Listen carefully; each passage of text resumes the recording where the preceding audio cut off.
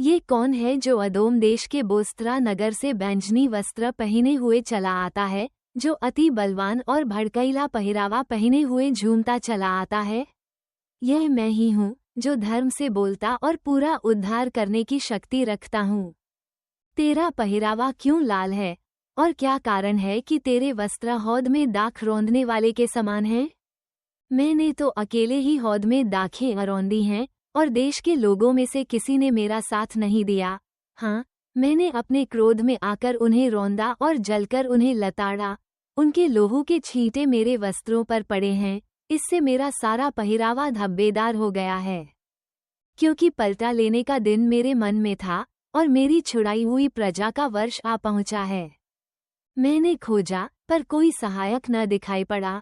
मैंने इससे अचंभा भी किया कि कोई संभालने वाला नहीं था। तब मैंने अपने ही भुजबल से उद्धार किया, और मेरी जलजलाहट ही ने मुझे संभाला। हाँ, मैंने अपने क्रोध में आकर देश देश के लोगों को लताड़ा। अपनी जलजलाहट से मैंने उन्हें मतवाला कर दिया, और उनके लोहू को भूमि पर बहा दिया। जितना उपकार यहोवा ने हम लोगों का किया, अर्थात इस्राएल के घराने पर दया और अत्यंत करुणा करके उसने हमसे जितनी भलाई कि उस सब के अनुसार मैं यहोवा के करुणामय कामों का वर्णन और उसका गुणानुवाद करूंगा। क्योंकि उसने कहा, संदेह ये मेरी प्रजा के लोग हैं, ऐसे लड़के हैं जो धोखा न देंगे, और वो उनका उद्धारकर्ता हो गया। उनके सारे संकट में उसने भी कष्ट उठाया, और उसके सम्मुख रहने वाले दूत ने उनका उद्धार किया। प्रेम और कोमलता से उसने आप ही उनको छुड़ाया।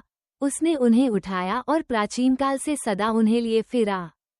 तो भी उन्होंने बलवा किया और उसके पवित्र आत्मा को खेदित किया। इस कारण वह पलटकर उनका शत्रु हो गया और स्वयं उनसे लड़ने लगा। तब उसके लोगों को उनके प्राचीन दिन अर्थात मूसा के दिन स्मरण आए। वे कहने लगे कि जो अपनी भेड़ों को उनके चरवाहे समेत समुद्र में से निकाल लाया वो कहाँ है? जिसने उनके बीच अपना पवित्र आत्मा डाला वो कहाँ है? जिसने अपने प्रतापी भुजबल को मूसा के दाहिने हाथ के साथ कर दिया, जिसने उनके सामने जल को 2 भाग करके अपना सदा का नाम कर लिया, जो उनको गहरे समुद्र में से ले चला, जैसा घोड़े को जंगल में वैसे ही उनको भी ठोकर न लगी, वो कहाँ है? जैसे घरेलू पशु तराई में उतर जाता है, वैसे ही यहोवा के आत्मा ने उनको विश्राम दिया। इसी प्रकार से तूने अपनी प्रजा की अगुवाई की ताकि अपना नाम महिमायुक्त बनाए। स्वर्ग से, जो तेरा पवित्र और महिमापूर्ण वासस्थान है, दृष्टि कर।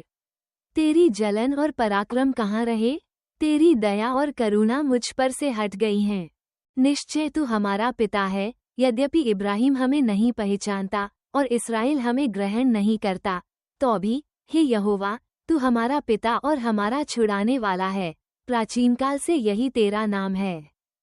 हे यहोवा, तू क्यों हमको अपने मार्गों से भटका देता और हमारे मन ऐसे कठोर करता है कि हम तेरा भय नहीं मानते? अपने दास अपने निज भाग के गोत्रों के निमित्त लौटा। तेरी पवित्र प्रजा तो थोड़े ही काल तक तेरे पवित्र स्थान की अधिकारी रही, हमारे द्रोहियों ने उसे लताड़ दिया है। हम लोग तो ऐसे हो गए हैं मानो तूने हम पर कभी प्रभुता नहीं की, और उनके समान जो कभी तेरे न कहलाए।